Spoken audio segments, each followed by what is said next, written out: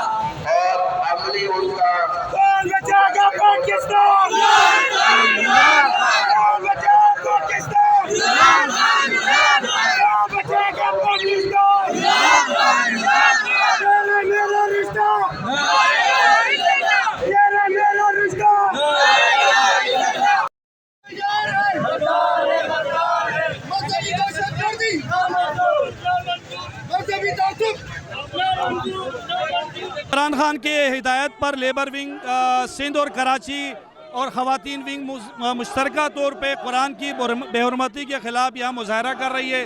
पूरे पाकिस्तान में लाखों की तादाद में इमरान खान के चाहने वालों ने आज कुरान की हुर्मत के लिए अपनी जान देने का वादा किया है, अज़म का इजहार किया है कि स्वीडन में जो कुरान शरीफ की बेहुरमती की उस कभी भी काबिल कबूल नहीं होगा। कभी भी हम इस बात को कबूल नहीं करेंगे कि हमारे जो कुरान शरीफ की हुर्मत है, हुज़ूर पाक सल्लल्लाहु अलैहि वसल्लम की नामूस है, उस पर हमारी जान और माल दोनों कुर्बान है।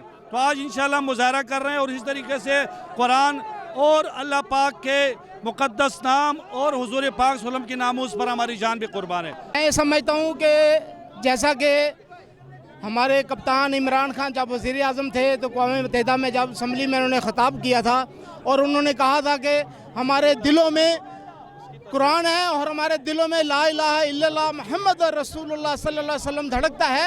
और उसके बाद अक़वाम मुत्तहिदा के अंदर करारदाद पास हुई कि कोई भी मुल्क ऐसी हरकत नहीं करेगा, मगर जब से ये PDM टोला आया है उसके बाद से फिर हमारे इस्लाम में दुश्मनों ने सर उठाना शुरू कर दिए हैं। और मैं बता देना चाहता हूं कि हमारे कप्तान इमरान खान ने जैसे ही इसकी मजम्मत का ऐलान किया और उसके बाद पाकिस्तान के मुजद्दद उलमा कराम ने खान साहब की इस इज्तिमाई का अहमियत का ऐलान किया। और आज क्योंकि सियासी मसला नहीं है, ये हमारा ईमान का मसला है, हमारे कुरान का मसला है और हम भरपूर मजम्मत करते हैं। और मौजूदा हुकूमत से मैं दरख्वास्त करूँगा कि इनके सूडान के सफ़ीर को मुल्क बदर किया जाए और मुल्की सतह पर एक नोटिफिकेशन निकाला जाए, सूडान की मशरूआत का बाइकाट किया जाए, तब जाके मुसलमानों के दिल में। भाईजान, जो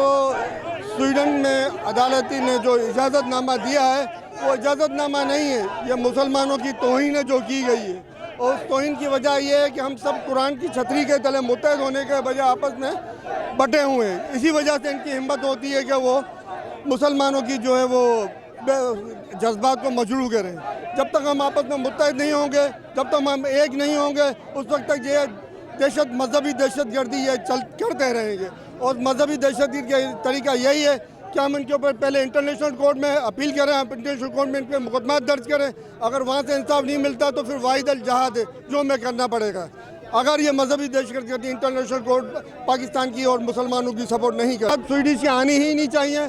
और ये जो हुकूमत ने मजहबी करारदाद पेश की है सिर्फ दिल बहलाने के लिए की है और ये दिल बहलाने वाले काम ख़त्म होने चाहिए। स्वीडिश के सफारतकार को मुल्क से बाहर करना चाहिए और हम देखते हैं कि कब तक ये स्वीडिश का सफारतकार मुल्क से बाहर जाता है।